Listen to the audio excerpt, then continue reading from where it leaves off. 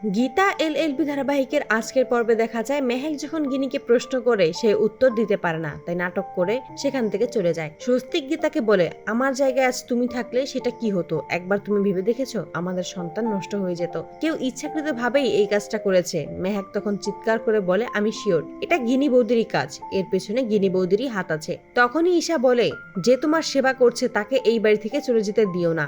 গিনির হয়ে কথা বলায় একটু খটকা লাগে গীতার। তখনই বড়বাবু তাকে ফোন করে জানায় যে পরিশির অবস্থা খুবই ক্রিটিক্যাল, সে গাড়ি ড্রাইভ করতে গিয়েই অ্যাক্সিডেন্ট করেছে।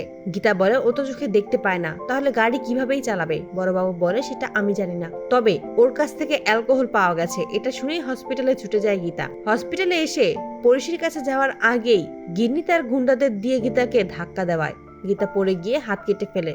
তখনই গিনি একজন নার্সকে বলে গীতাকে যেন ইনজেকশন দেয়। নার্সকে টাকার লোভ দেখিয়ে নিজের দলে টেনে নেয় গিনি। স্পষ্ট ভাষায় জানিয়ে দেয় এই বেবি যেন পৃথিবীতে না আসে।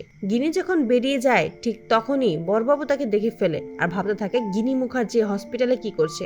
বড়বাবু গীতার কাছে এসে বলে, আপনি পরিশিকে দেখেছেন? একটা নিরীহ মেয়েকে ওরা কিভাবে অত্যাচার করেছে, মেরে ফেলার চেষ্টা চালিয়েছে। আমি শিওর মিনুকে যেভাবে মেরে ফেলেছে পরিশির উপরও একইভাবে অত্যাচার চালিয়েছে। গীতাকে বলে, আপনার বোনকে আমি এইখানে দেখেছিলাম, কিন্তু এটা গীতা কোনোভাবেই বিশ্বাস করতে চায় না। তখনই গীতা গিনিকে ফোন করে আর জিজ্ঞেস করে সে কোথায়। তখনই গিনি মিথ্যে নাটক বানিয়ে বলে সে তার জন্য রান্না করছে, বাইরে এসেছে চিজ কেনার জন্য।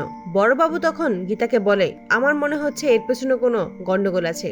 গীতা বলে, কোনো গন্ডগোল নেই, আমার দিদি আমার খুব খেয়াল রাখছে। আপনারা সকলে কেন আমার দিদির পেছনে লেগেছেন? নার্সকে ফোন করে গিনি বলে যে ইনজেকশন দেওয়ার কথা।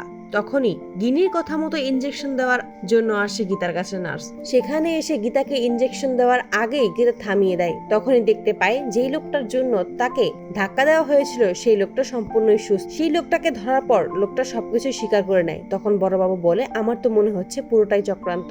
তখনই গীতা নার্সকে খুঁজতে আসে আর সেখানে এসে একটা ঔষধের কৌটো পায়। ডক্টরকে সেটা দেখালে ডক্টর বলে যে এই ইনজেকশনটা আপনি নিলে আপনার বাচ্চা নষ্ট হয়ে যেত, আপনার নিজেরও অনেক ক্ষতি হতো।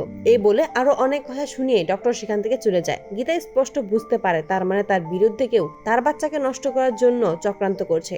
গিনি যখন বাড়ি ফিরে আসে অগ্নিজিৎ মুখার্জি বলে, কোথায় গিয়েছিলে? গিনি মিথ্যে নাটক করে বলে সে দোকানে চিজ আনতে গিয়েছিল।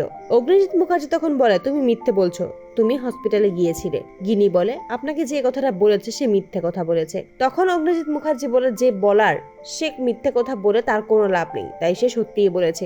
কে বলেছে সেটা জানতে চাইলে তখনই সেখানে হাজির হয় বড়বাবু এবং বলে যে সে বলেছে সে নিজের চোখে দেখেছে হসপিটালে গিয়েছিল গিনি, এবং সাথে করে নার্সকে নিয়ে আসে। নার্সকে এনেই সকলের সামনে গিনির মুখোশ খুলে দেয় বড়বাবু। তো বন্ধুরা, তোমরা এটাই তো চাও, এভাবেই যেন নার্সের মাধ্যমেই সকলের সামনে গিনির মুখোশ খুলে দেয় বড়বাবু? কমেন্টে জানাও। আর নিয়মিত আপডেট পেতে আমাদের চ্যানেলটি এক্ষুনি সাবস্ক্রাইব করে পাশে থাকো। ধন্যবাদ।